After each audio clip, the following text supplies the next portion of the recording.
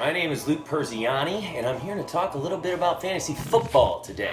Up until the regular season kicks off on September 7th, I'm going to go division by division, team by team, and talk about the players I like, don't like, and who I'm targeting in the draft. But today, let's kick things off with the NFC East. I'm going to start off with the Washington Redskins. Kirk Cousins. Now, this is a guy that can throw for 4,000 yards in his sleep. He's going somewhere in the 8 to 10 range. I think he's easily a top 6 quarterback. Could crack the top 5, maybe the top 3 by the end of the year. I think he's due for another big season, over 4,000 yards, probably pushing somewhere in the neighborhood of 35 touchdowns, and a ton of fantasy points. They're built to throw the ball. You know they're not going to be running the ball very well, and the only thing the running backs are probably going to do are catch passes from Kirk Cousins. I'm targeting him in just about every one of my drafts because I'm going to be able to get him in an auction draft, probably close to free. So sign me up for some Captain Kirk. Now, as I said, running back game, got to keep this short and quick. Don't draft a single Washington Redskins running back. They're not worth your time. Now, wide receivers. Terrell Pryor is a stud. We're talking about a guy that put up 1,000 yards with the Cleveland Browns. And I guarantee you he makes the Pro Bowl this year and has at least 1,200 yards receiving. Last year, he had 4 receiving touchdowns. I would not be surprised if he has 1,200 yards, double-digit touchdowns at the end of the year. I'm not really sold on Jamison Crowder. Josh Doxson's got a lot of hype right now as a sleeper pick. Not sold on him either. I'm not drafting him for sure. Who am I forgetting on the Washington Redskins? Oh yeah, Jordan Reed.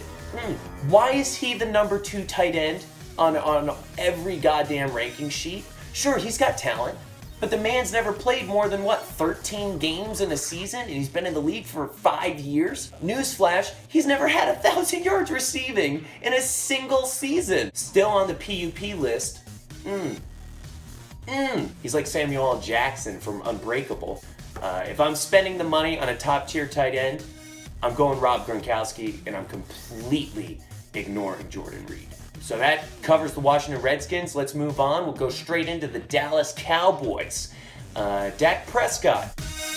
I think a lot of people are worried that he's not going to be able to live up to the unbelievable season he had in his rookie year, and they're kind of anticipating this sophomore slump. I don't expect much regression in the rushing touchdown department. The only thing that worries me with Dak is he does have the occasional 180-yard game. I think he had about 4 or 5 games last season where he didn't top 200 yards. That's an issue. And I think Dez Bryant is going to have a massive year this year. I'm predicting 12 touchdowns. I think he's going to have a huge chip on his shoulder. This is a guy that wants to make a huge impact and get into the Hall of Fame one day. And if he wants to do that, the time is now, Dez.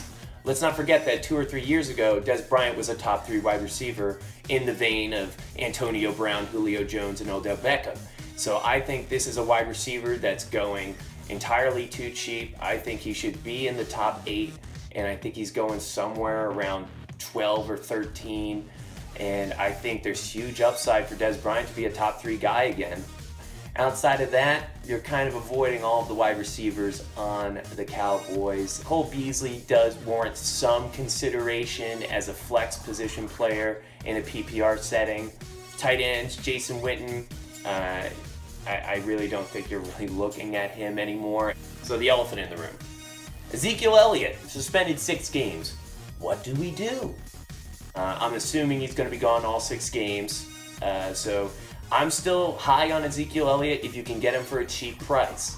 Obviously, you're not drafting him with the 3rd overall pick anymore. I think he could still break 1,000 yards rushing by the end of the year, even with missing 6 games.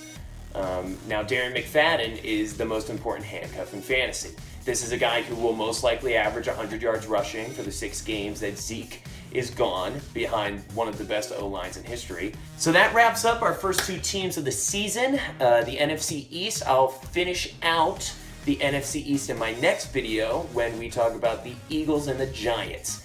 Thanks for watching, and tune in next time. Luke Persiani, looking forward to football season.